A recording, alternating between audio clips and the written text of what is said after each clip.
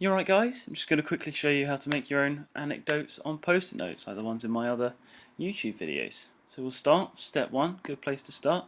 Go buy yourself a book of post-it notes. You can have any size you like. I prefer traditional square post-it book. You know, withstood the test of time. None of this fancy new size nonsense. Just your standard square is fine. But you can have whatever size you like really. Doesn't really matter. So take your post-it book home.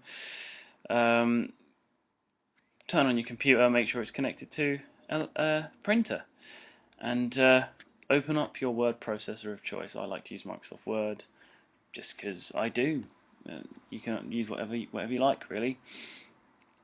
Get typing. Recollect a fond memory somehow. Use photos, diaries, whatever. I like to just sit and ponder until something hits me. Not physically or literally, of course, but Anyways. So yeah, this is one I typed up earlier. When I write them, I like to put them in like a poetry format. So it's like new line, new line, new line. There's a nice rhythm to it, breaks it up nicely, and it reads well. It's just pleasant, but you can just do a big block of text if you want.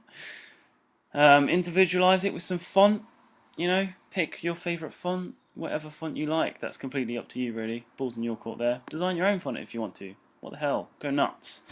Once you've written it up, you need to make sure it's within the right measurements. So measure up your post-it book. Ours is 7.5 by 7.5 centimeters. So we'll say that text needs to be within 7 centimeters. Let's do that.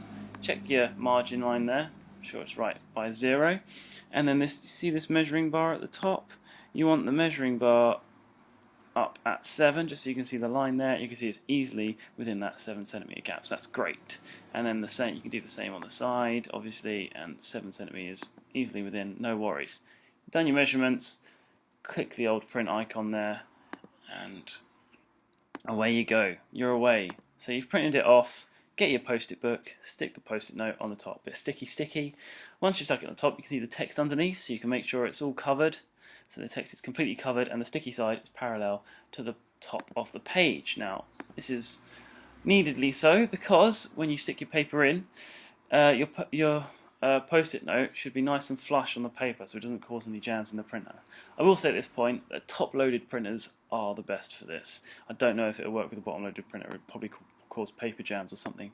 So print it off, and you should have, voila, a beautiful anecdote on a beautiful post-it note. Look at how lovely that looks. And then final stage, just stick it up somewhere where someone can see it.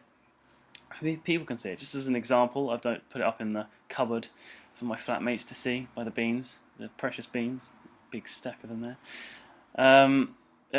You can take a video to document it, or photos, or whatever. You can put them wherever you like, on the street somewhere, in a studio, in your house, in other people's houses, wherever you like. Go crazy, get creative with it. Who the hell knows? So I've taken a video of it, obviously for the instruction video purposes, but I've also taken a photo so you guys can see how I do the photos. Now, the post-it note takes up a good half the width of the page. It's got to be big, and make sure the text is in focus so you can read the text, because it's the text that's really the most important thing. It doesn't matter if the background's blurry, it's just background information, it doesn't matter. So yeah, nice big post-it note so you can read the text, and that's all there is to it. Job done. Thanks a lot for watching, guys. See you soon.